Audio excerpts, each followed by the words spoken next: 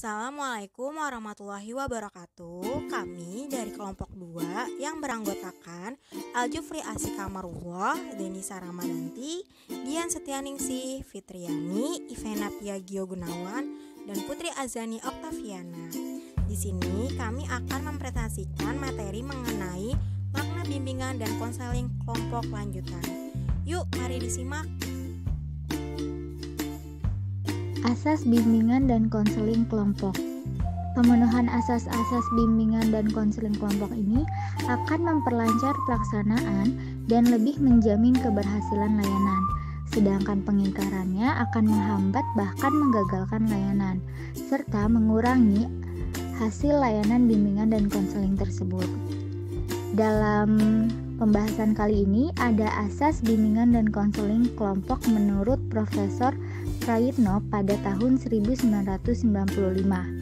Yang pertama, asas kerahasiaan, di mana para anggota harus menyimpan dan merahasiakan informasi apa saja yang dibahas dalam kelompok, terutama hal-hal yang tidak layak diketahui oleh orang lain.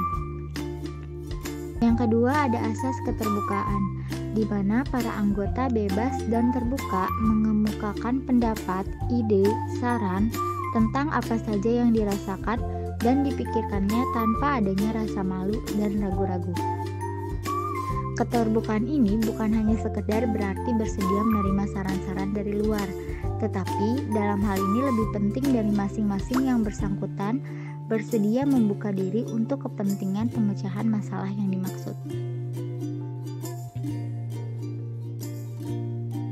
Yang ketiga ada asas kesukarelaan, di mana semua anggota dapat menampilkan diri secara spontan tanpa malu atau dipaksa oleh teman lain atau pemimpin kelompok.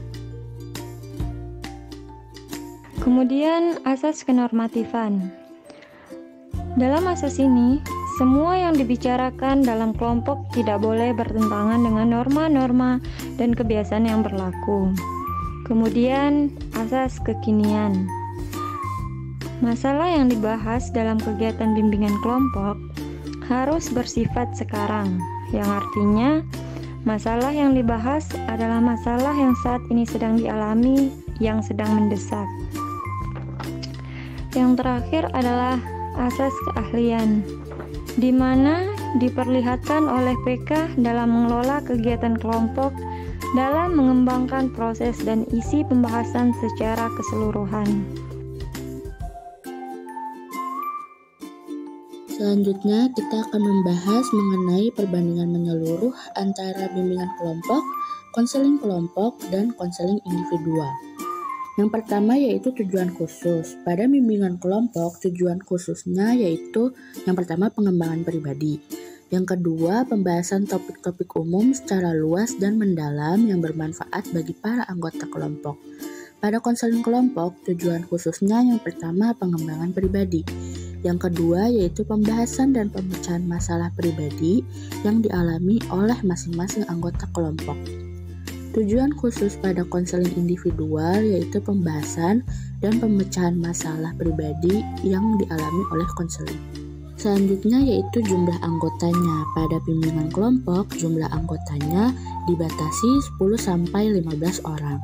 Pada konseling kelompok, jumlah anggotanya dibatasi sampai sekitar 10 orang. Pada konseling individual, jumlah anggotanya hanya 1 orang sebagai konseling. Selanjutnya yaitu perbedaan mengenai fungsi. Pada bimbingan kelompok, ada fungsi pemahaman dan pengembangan.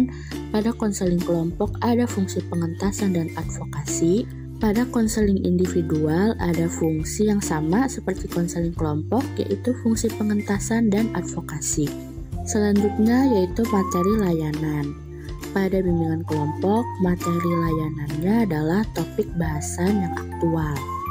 Pada konseling kelompok, materi layanannya yaitu masalah pribadi anggota kelompok. Pada konseling individual, materi layanannya yaitu masalah pribadi konseling itu sendiri. Selanjutnya yaitu format kegiatan. Pada bimbingan kelompok, dan konseling kelompok, format kegiatannya itu sama, yaitu kelompok kecil dengan 5 tahapan kegiatan. 5 tahap kegiatannya itu ada tahap pembentukan, tahap peralihan, tahap kegiatan, tahap penyimpulan, dan tahap pengakhiran. Jika pada konseling individual, format kegiatannya yaitu 1 orang konseli dengan 3 tahap kegiatan. 3 tahap tersebut ada tahap awal, tahap inti, dan tahap akhir. Selanjutnya yaitu asas. Pada bimbingan kelompok, asasnya menekankan pada asas kesukarelaan. Pada konseling kelompok, asasnya menekankan pada asas kerahasiaan. Dan pada konseling individual, asasnya menekankan pada asas kerahasiaan. Yang terakhir yaitu pengaruh kegiatan. Pada bimbingan kelompok, pengaruh kegiatannya yaitu memanfaatkan dinamika kelompok. Pada konseling kelompok, pengaruh kegiatannya pun sama seperti bimbingan kelompok, yaitu memanfaatkan dinamika kelompok. Jika pada konseling individual, pengaruh kegiatannya yaitu keterbukaan konselor dan konseling. Topik bimbingan dan konseling kelompok. Yang pertama, ada bimbingan kelompok. Topik-topik yang dibahas dalam bimbingan kelompok bersifat umum, yaitu topik yang tidak terdapat hubungan khusus tertentu atau di luar masing-masing pribadi anggota kelompok. Bermanfaat bagi anggota kelompok untuk pemahaman, pengembangan, pencegahan terhadap permasalahan yang berkaitan dengan topik atau masalah yang dibahas. Topik atau masalah yang dibahas dalam kelompok dapat berasal dari pemimpin kelompok, yaitu topik tugas, dan topik atau masalah yang berasal dari anggota kelompok atau topik bebas. Topik yang dibahas dalam bimbingan kelompok itu biasanya topik yang sedang viral, lalu akan kita gali secara mendalam. Contohnya kayak yang sekarang marak banget nih tentang minyak goreng. Kita bahas dulu beritanya kayak gimana sih, terus harganya itu kenapa bisa naik. Terus ada juga kan konsumen yang panic buying berdampak pada kelangkaan minyak, akhirnya mulai dibatasi untuk jumlah pembeliannya. Terus akhirnya kita cari juga jalan keluar atau solusi untuk mengatasi panic buying tersebut.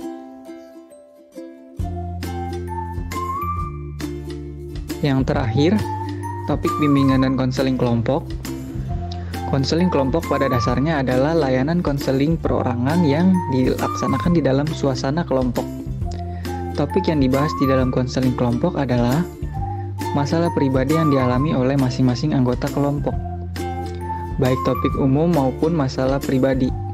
Contohnya mengenai permasalahan-permasalahan yang konseli alami seperti yang pertama, konseling sering terlambat dan malas. Dan yang kedua, konseling sering kesulitan dalam menghafal inti pembelajaran. Sekian presentasi dari kelompok kami, kurang lebihnya mohon maaf dan terima kasih ya sudah disimak. Sampai bertemu lagi. Wassalamualaikum warahmatullahi wabarakatuh.